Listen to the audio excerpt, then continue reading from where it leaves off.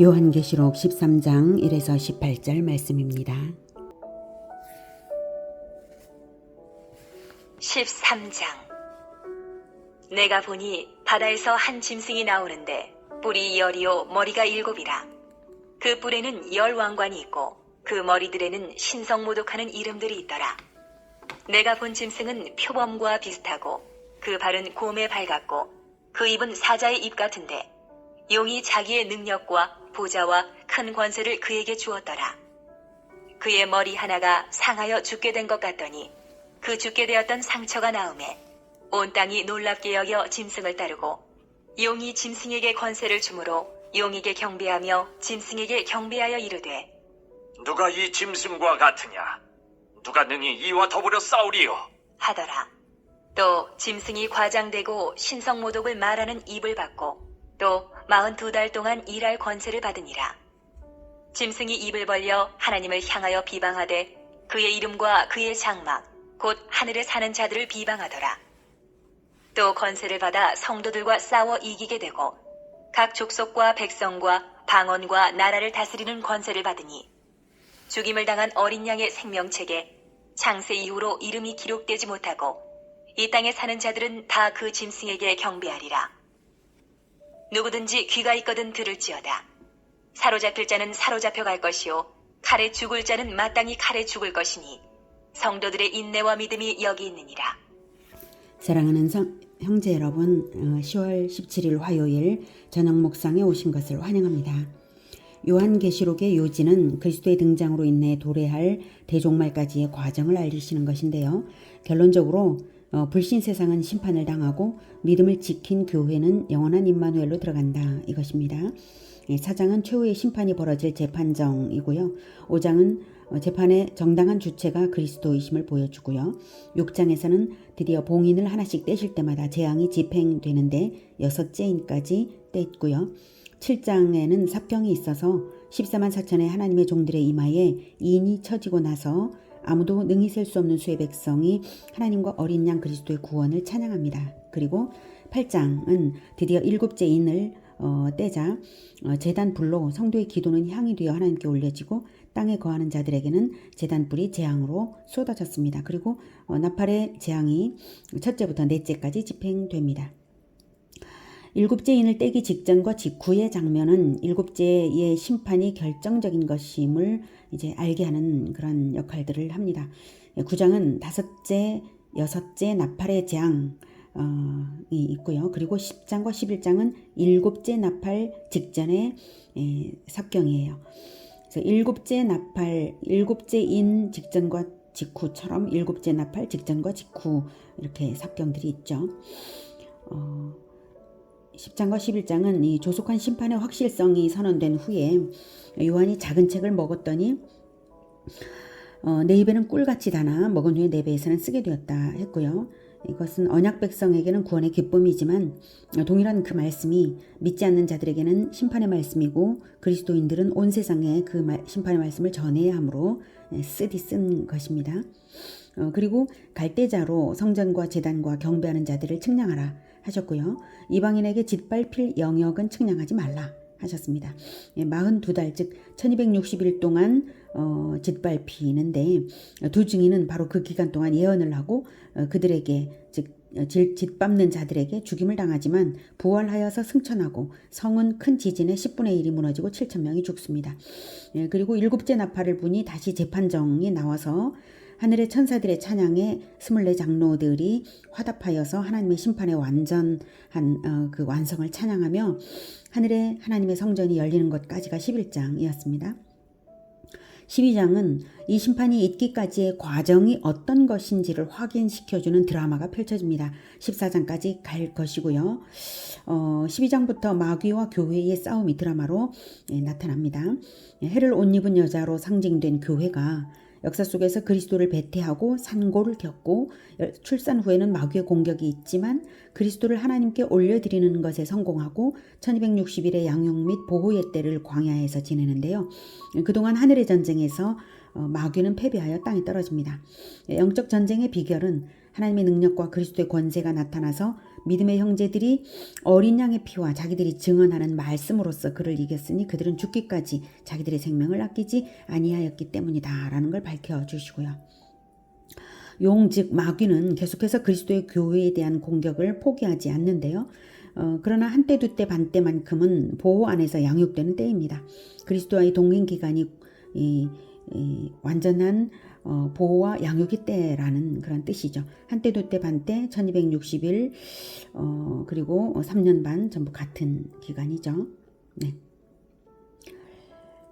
자, 마귀는 예수의 증거를 가진 자들에 대해 공격하기 위해서 바다 모래 위에 서 있었던 것이 직전의 마지막 부분의 내용이었습니다. 바다 모래 위에 서 있어서 바다에서 짐승들을 올라오게 하는 장면은 다니엘서에 나오는 장면에 그 모티브가 있습니다. 사자, 곰, 표범, 괴물이 나왔는데 그 짐승들은 한마디로 세상에 출몰하여서 언약 백성을 박해도 연단시키는 도구로도 사용될 세상 제국들을 상징한 것이었어요. 예, 기독교의 공인된 다니엘서에 대한 공인된 해석이 바로 그것입니다. 그 모티브를 이해하면 본장의 장면도 해석이 됩니다. 즉 마귀가 세상의 정치적 문화적 권세를 사용하여서 교회를 박해한다는 내용입니다. 먼저 1, 2절 내가 보니 바다에서 한 짐승이 나오는데 뿔이 10이요 머리가 7이라 그 뿔에는 10 왕관이 있고 그 머리들에는 신성모독하는 이름들이 있더라. 내가 본 짐승은 표범과 비슷하고 그 발은 곰의 발과 발 같고 그 입은 사자 입 같은데 용이 자기의 능력과 보좌와 큰 권세를 그에게 주었더라. 네, 여기서 바다는 열방 즉 세상을 의미하는 영역입니다. 다니엘서에서도 이 바다에서 짐승들이 나왔죠. 하늘과 대비되는 영역이고 땅도 마찬가지로 하늘과 대비되는데 바다와 땅은 하늘과 대비되는 영역입니다.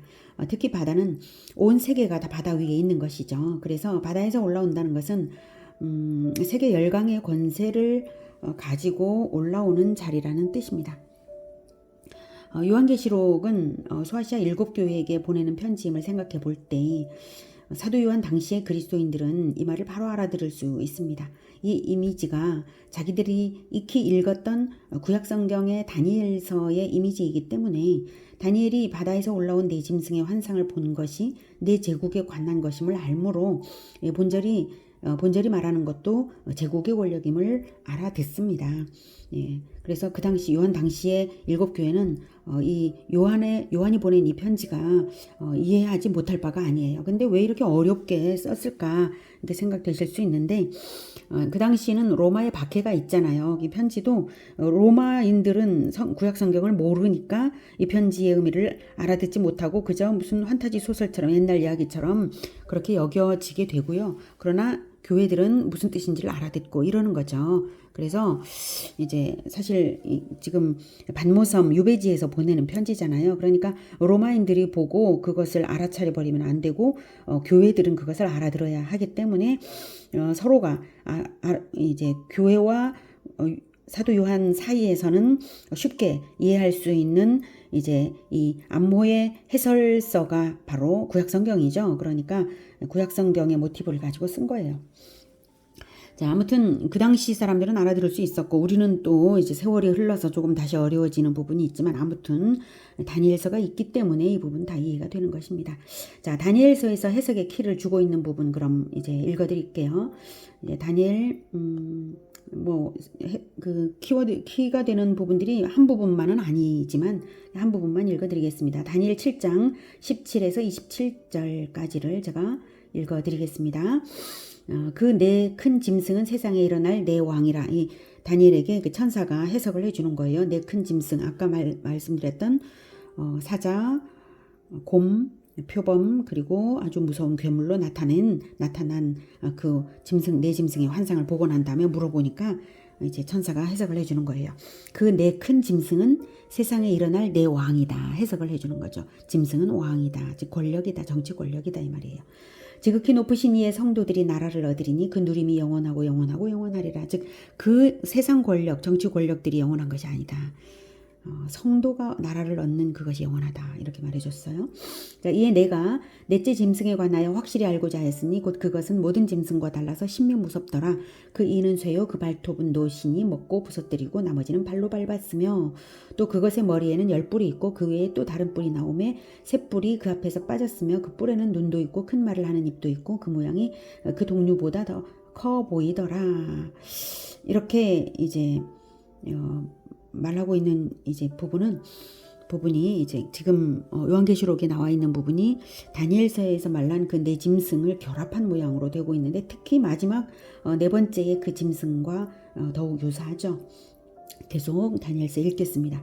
내가 본즉 이 뿔이 성도들과 더불어 싸워 그들에게 이겼더니 네. 뿔이 이긴 거예요. 성도들이 치고. 옛적부터 항상 계신 이가 와서 지극히 높으신 이의 성도들을 위하여 원한을 풀어주셨고 때가 이름에 성도들이 나라를 얻었더라. 모신자가 이처럼 이르되 넷째 짐승은 곧 땅의 넷째 나라인데 나라 여기서도 나라라고 말해줍니다. 나라인데 이는 다른 나라들과는 달라서 온 천하를 삼키고 밟아 부서뜨릴 것이며 그 10뿔은 그 나라에서 일어날 10왕이요. 네, 뿔은 10왕이요. 그 후에 또 하나가 일어나리니 그는 먼저 있던 자들과 다르고 또 새 왕을 복종시킬 것이며 그가 장차 지극히 높으신 이를 말로 대적하여 또 지극히 높으신 이의 성도를 괴롭게 할 것이며 그가 또 때와 법을 고치고자 할 것이며 성도들은 그의 손에 붙인 바 되어 한때와 두때와 반때를 지내리라. 여기서도 한때 두때 반때가 나오죠.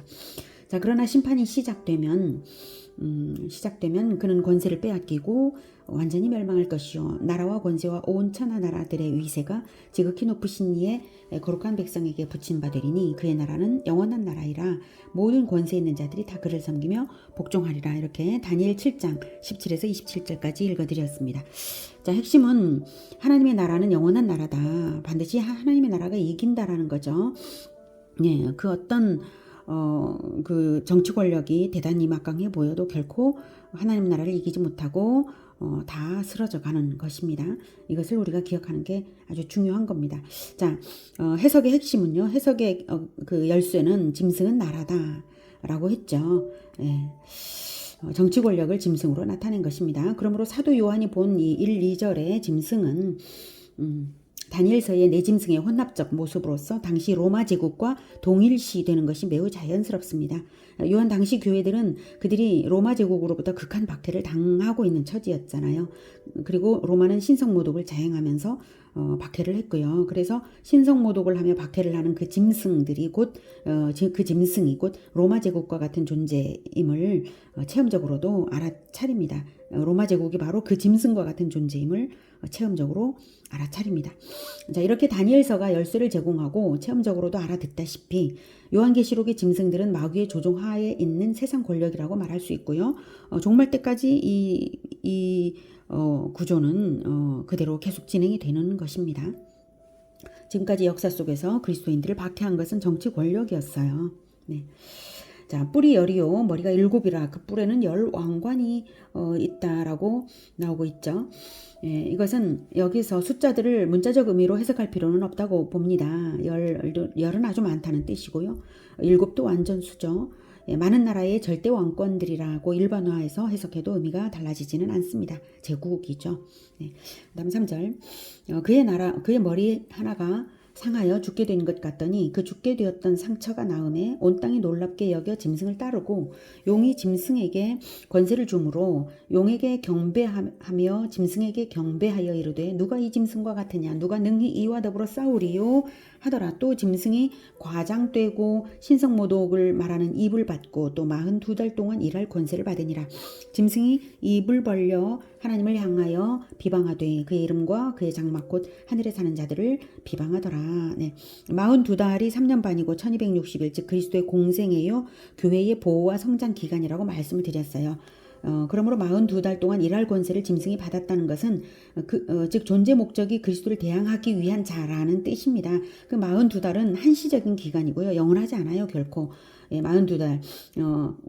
그리스도인들의 입장에서는 그 42달은 한시적이면서 그리스도와 동행하면 반드시 보호받고 성장하는 기간이고 그리고 하나님께서 그 짐승에게는 일할 권세를 주심으로써 연단의 도구로 사용하시는 기간인 것입니다. 자, 아무튼 이 짐승은 존재 목적이 그리스도를 대항하기 위한 자인 것입니다. 권세를 받았으니까 42달 동안 일할 권세를 받았으니까요. 적그리스도라고 말할 수 있겠어요. 자, 그런데 이 짐승의 특징적인 것이 죽었다 살아나는 것 같다는 것이고 용 즉 마귀의 권세를 위임받아서 권세를 받아 위임받아서 마귀 숭배를 통해 경배를 받고 자기도 경배받고 마귀 숭배를 일으켜요. 그리고 42달 동안 신성 모독을 한다는 것입니다. 6절까지였죠. 42달 동안 신성 모독을 합니다. 즉 그리스도께서 죽으셨다가 부활하신 것을 보고 마귀의 하수인인 적그리스도가 그리스도를 모방하여서 대중의 경배를 받는 마귀적인 존재라는 것이죠. 죽었다 살아나는 것 같다. 이것이 바로 그것입니다. 이것은 단순히 정치적인 권력자의 표상만이 아니라 정치 및 종교적인 권좌에 앉았고요. 또한 과장되고 신성모독을 말하는 입을 받았다라고 했어요. 네, 과장되고 신성모독을 하는 입을 받았다. 이것은 대중에게 강력하게 메시지를 줄 수 있는 문화 권력도 장악한 존재라는 것입니다. 말은 반드시 우리가 이제 입에서 나오는 말만 말이 아니죠. 이제 문화가 바로 이제 권력이 가지는 이제 메시지의 창구 아닙니까? 그래서 문화 권력을 장악해서 대중을 강력하게 이끌어낸다라고 하는 것이죠. 자, 한마디로 정치 권력, 종교 권력, 문화 권력으로서 그리스도를 박해하고자 그리스도를 흉내내는 세력입니다. 이 적그리스도를 어느 한 시대에만 적용시킬 필요는 없고요. 어느 한 개인에게만 적용할 이유도 없는 것 같아요. 다니엘서에 짐승들이 제국으로서 그 당시로부터 오고 오는 역사 내내 있을 것을 다니엘이 계시받은 것이므로 이 요한계시록의 계시는 다니엘이 받은 계시의 일부를 구체화한 것입니다. 사도 요한 당시에는 네로 황제의 제출현설이 세상에 떠들썩했었는데요. 바로 그 당시 요한의 이 편지를 받은 7교회는 그처럼 세상 권력이 종교적 신비화를 하면서 대중을 속이려 든다는 것으로 이해를 쉽게 할 수 있었을 거예요. 그리고 미래에도 어떤 권력자가 정치와 종교와 문화의 힘을 사용하여서 그걸 결합하여서 사용하여서 대중을 속이고 신성모독과 교회 박해를 할 것이라는 예언으로 이해하여 해석할 수 있겠습니다. 성경의 예언은 일회성으로 성취가 끝나는 것이 아니라 복합성이 있으니까요. 중복적으로 성취되고 계속해서 더 강화되고 새로운 형태로 더 발전되면서 이제 진행이 되거든요.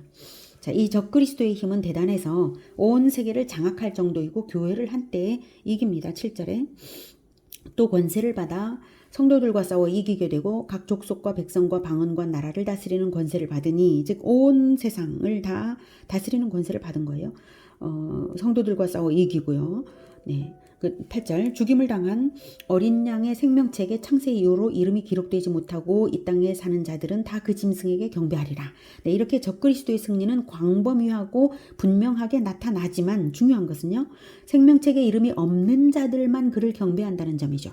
네, 이 땅에 사는 자들만 즉 하늘에 소속을 둔 참된 성도들은 그 짐승을 경배하지 않아요. 생명책에 이름이 있는 자들은 자기 생명을 중시하기 때문에 영원한 생명을 중시하기 때문에 믿음을 지켜서 그 짐승에게 경배하지 않습니다. 생명책에 이름이 없는 자들은 예수 그리스도의 생명을 받지 않은 자들, 즉 구원받지 못한 자들이고 그들은 여지없이 적그리스도를 경배하는 것입니다. 이 땅에 사니까 이 땅에서의 생명만이 전부인 줄 알아요. 그래서 이 땅에서의 생명 때문에 적그리스도를 경배합니다.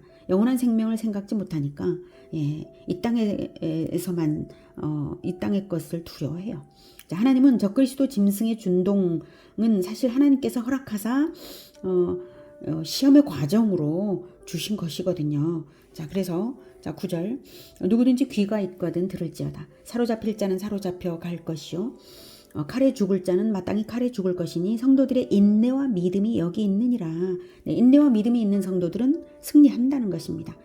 믿음이 있다면 믿음은 인내로서 완성되는 것입니다. 믿음이라는 게 뭡니까? 언약이 성취될 때까지 믿음이라는 건 이어져야 믿음이죠. 뭐 믿음이 잠시 있다가 사라져버리면 그거 믿음이 아니잖아요. 믿음이란 끝까지 이어져야만 참된 믿음입니다. 그래서 인내와 믿음으로서 승리하는 것입니다. 예. 그래서 그 진짜 참된 성도들, 믿음이 온전한 성도들을 가려내는 과정이에요. 하나님께서 적그리스도를 사용하고 이 시험의 단계를 이제 허락하신 것입니다. 적그리스도의 준동이 있을 때에도 사로잡힘과 칼의 위협이 있지만 그 앞에서도 마침내 승리하는 자는 믿음과 인내로서 이기는 것입니다. 생명책에 이름이 있는 자들은 그 영원한 생명이 이 땅의 생명보다 훨씬 더 귀하기 때문에 영원한 나라, 영원한 생명을 바라보기 때문에 끝까지 인내하며 분명하게 이기는 것입니다. 11절. 내가 봄에 또 다른 짐승이 땅에서 올라오니 어린 양같이 두 뿔이 있고 용처럼 말을 하더라. 그가 먼저 나온 짐승의 모든 권세를 그 앞에서 행하고 땅과 땅에 사는 자들을 처음 짐승에게 경배하게 하니 곧 죽게 되었던 상처가 나은 자니라. 큰 이적을 행하되 심지어 사람들 앞에서 불이 하늘로부터 땅에 내려오게 하고 짐승 앞에서 받은 바 이적을 행함으로 땅에 거하는 자들을 미혹하며 땅에 거하는 자들에게 이르기를 칼에 상하였다가 살아난 짐승을 위하여 우상을 만들라 하더라. 그가 권세를 받아 그 짐승의 우상에게 생기를 주어 그 짐승의 우상으로 말하게 하고 또 짐승의 우상에게 경배하지 아니하는 자는 몇이든지 다 죽이게 하더라.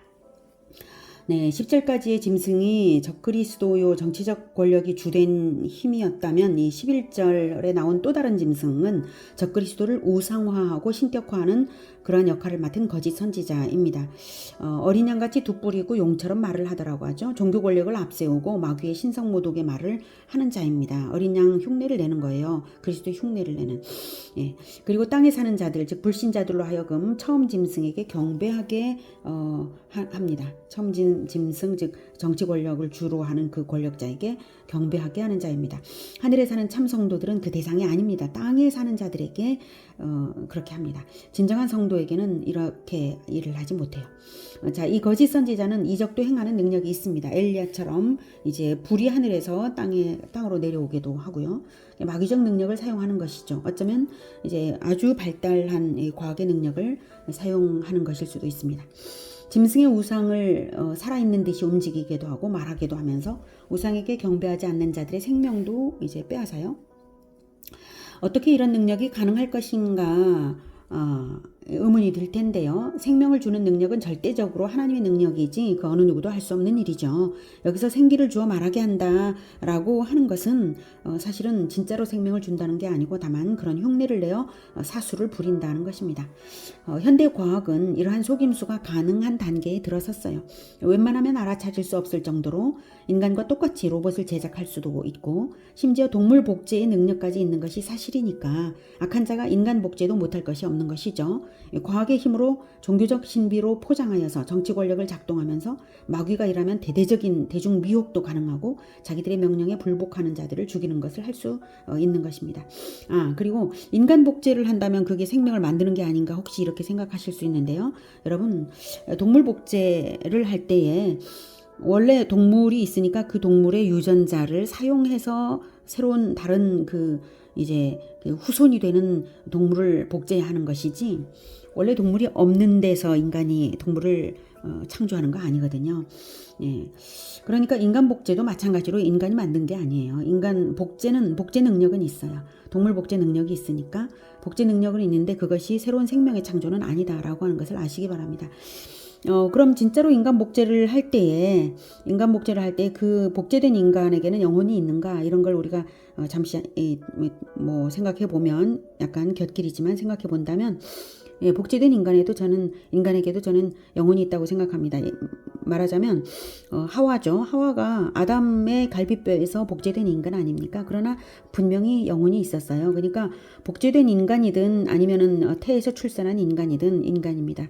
그러므로 인권 유린을 해서도 안 되고 그리고 인권 유린을 하기 위하여서 이용해 먹기 위해서 인간 복제를 해서도 안 되는 것이거든요. 예, 그거는 정말 아주 도덕에 대한 유린이고 그렇죠. 그래서 그런 일이 있어서는 안 되는데 인간의 과학이 워낙에 발달되다 보니까 앞으로 그런 세상이 이제 오게 될 때에 인간 복제를 하여서 이제 마귀적인 목적으로 인간 복제를 해서 그럴 수 있다라고 하는 가능성이 있다는 거죠. 네, 잠시 이제 생각해 보았습니다. 자, 다시 본론으로 들어가서 이제 16절부터 들어보겠습니다. 그가 모든 자, 곧 작은 자나 큰 자나 부자나 가난한 자나 자유인이나 종들에게 그 오른손에나 이마에 표를 받게 하고 누구든지 이 표를 가진 자 외에는 매매를 못하게 하니 이 표는 곧 짐승의 이름이나 그 이름의 수라. 지혜가 여기 있으니 총명한 자는 그 짐승의 수를 세어보라. 그것은 사람의 수니 그의 수는 666이니라. 네.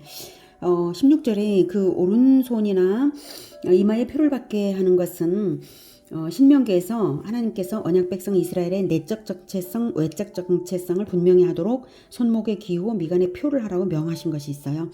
출애굽기에도 6월절 무교절을 명하실 때에 출애굽기 13장 9절에 이것으로써 즉 무교절 준수, 6월절 준수로서 내 손의 기호와 내 미간의 표를 삼고 여호와의 율법이 내 입에 있게 하라.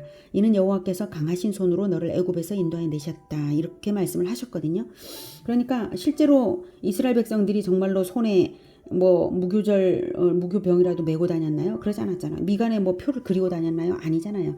그러니까 내적 정체성, 외적 정체성이 분명하게 자기 눈으로 제일 쉽게 볼 수 있는 것이 손이고요. 손목이고 상대방 즉 외부 다른 사람들이 나를 볼 때 내 얼굴을 먼저 보면서 이 미간 즉 가장 쉽게 볼 수 있는 곳이 미간에 표를 쓴 것처럼 하나님의 백성, 뭐 언약 백성 이렇게 쓴 것처럼 그렇게 행동하라 이런 뜻이죠. 외적 정체성 분명히 하라 이런 뜻으로 하신 말씀이에요. 실제로 그걸 문자적으로 이스라엘 백성들이 그렇게 안 했잖아요. 자, 아무튼 내적 정체성, 외적 정체성을 확고하게 하라는 의미로 하신 말씀인데, 자, 그것을 이제는 마귀가 흉내내는 거죠. 즉 오른손이나 이마에 표를 받게 하는 것은 마귀적 소속의식을 분명하게 가지게 한다 이 뜻이에요. 이것이 어떤 종교단체들이 말하듯이 무슨 칩을 손목이나 이마에 이식한다 이것이 아닙니다. 사도 요한 당시 사람들에게 무슨 칩 그런 말씀을 하실 리도 없고요. 하나님께서 신명기와 출애굽기에서 명하신 손목의 기호 미간의 표가 상징이라면 마귀가 말한 그 오른손 마귀가 말란이 아니라 마귀가 그 오른손에나 이마에 표를 받게 하는 것도 똑같이 상징인 것이죠. 예, 동일한 표현은 동일한 원리로 해석을 해야 하는 것입니다. 그래서 마귀 세력이 자기들에게 속한 대중들의 정체성을 마귀적으로 나타내고 소속감을 가지게 한다 이 뜻이에요. 예, 이런 것들을 정말 요즘 그런 정체성을 나타내는 이런 표시를 하고 다니는 사람들도 사실 있기도 하잖아요. 예, 그러나 진짜 그러니까 그런 식으로 나타내도록 만든다 이런 뜻이죠. 진짜 이마에 손목에 이렇게 한다는 게 아니죠. 자, 그리고 이 표를 가진 자 외에는 매매를 못하게 하는 것은 마귀적 소속을 분명하게 하는 자들끼리 경제 카르텔을 형성하는 등으로 경제 권력을 장악하여서 이제 그것으로 대중을 경제력으로 억제하며 그리스도인들을 경제 권력으로 억압한다 이런 뜻입니다.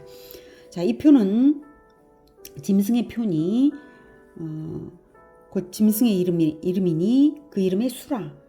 지혜가 여기 있으니 총명한 자는 그 짐승의 수를 세어보라. 그것은 사람의 수니 그의 수는 666이니라. 이 말씀이 무슨 암호처럼 여겨지지만 핵심이 무엇인가 하면 마귀적 정체성을 나타내는 것은 사람에게 속하는 불완전한 선택이니 지혜를 가진 자는 완전하신 하나님께 속하여 정체성 분명히 하라 이 뜻입니다. 손목의 기호 미간의 표 즉 마귀적 정체성을 가진 소속이 되지 말라는 뜻이죠. 자, 차근차근 풀어볼게요. 자, 여기서 수로 나타내는 것은 그 당시 아라비아 숫자가 발명되기 전이므로 수를 문자로 표시했는데요. 그래서 수는 문자화되어서 어떤 이름처럼 여겨져요. 문자니까 이름처럼 여겨져서 로마 사람들은 그것을 해석하는 숫자풀이 놀이를 했어요. 그것을 이솝세피아라고 합니다. 그것을 역으로 어떤 사람의 이름을 숫자로 바꾸기도 할 수 있겠죠. 수를 문자로 표시했으니까. 그런 배경에서 수를 말하는 것인데요. 어떤 유명한 권력자이든지 사람의 이름에 소속한다는 것은 그저 사람에게 소속하는 것이고 짐승 즉 마귀에게 속하는 것일 뿐이다. 완전수 7이 아닌 불완전수 6의 최대치일 뿐이다. 이런 뜻이죠. 예, 7은 완전수이고 7을 3번 하면 삼위일체 하나님을 생각하게 하는 777이 되는데 인간에게 속하는 정체성을 가지면 짐승의 수 666에 속한 것이다 이 뜻이죠. 7보다 하나 부족한 666 아무리 대단한 인간일지라도 그것은 사람에 속한 수 666 짐승이나 마찬가지 짐승에 속하는 것이다. 결국 그것은 짐승의 수 용룡족이다. 이런 표현이에요. 자, 그러니 총명한 자라면 누구에게 속하겠느냐? 사람에게 속하겠느냐? 삼위일체의 완전하신 하나님께 속하겠느냐? 이런 뜻이에요. 오늘은 안모처럼 느껴지지만 사실은 해석해보면 어렵지 않은 내용입니다.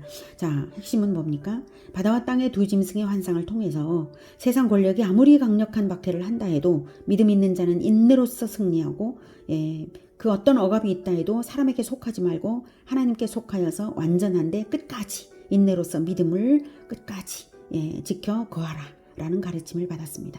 제 아무리 정치 권력, 경제 권력, 종교 권력, 문화 권력이 우리를 옥죄어 온다 해도 우리는 영원한 생명을 가진 자들이므로 조용한 인내로서 반드시 승리합니다. 오늘 본문에서 하나님께서 제시하시는 승리 비결은 쉬운 것입니다. 정체성 흔들리지 말고 인내하라. 이것입니다. 우리의 정체성이 하늘에 속해 있고 우리의 소속을 생명책이 증거하므로 우리가 흔들릴 이유가 없는 것입니다. 흔들리지만 않으면 됩니다. 인내는 어려운 것이 아닙니다. 능력자가 인내하는 것이 아니라 아무 능력이 없어도 믿음이 있으면 인내는 할 수 있는 것입니다. 믿음 있는 자가 인내하는 것입니다. 끝까지 하늘에 속한 정체성을 포기하지 말고 인내로서 승리하는 우리 모두가 되기를 기원합니다. 기도하겠습니다. 하나님, 우리에게 언약을 주사 언약을 믿음으로써 구원받게 하신 걸 정말 감사합니다. 누구나가 믿을 수 있고 믿음이 있으면 언약의 성취를 기다리게 되어 있으니 우리는 우리 주 예수 그리스도께서 나타나사 영원한 생명에 이르는 그때를 바라보겠습니다. 이 땅이 점점 우리가 대응하기 어려운 그러한 세상이 되어가고 있습니다. 그러나 아무리 강력한 힘, 아무리 대단한 것이 우리를 속이려 들어도 그리고 우리가 매우 연약한 자처럼 여겨진다 해도 믿음으로써 인내하면 승리한다는 이 말씀이 힘이 됩니다.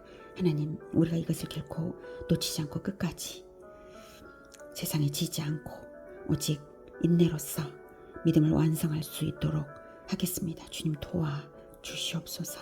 예수 그리스도 이름으로 기도드립니다. 아멘. 이어지는 시간은 개인 기도 시간입니다.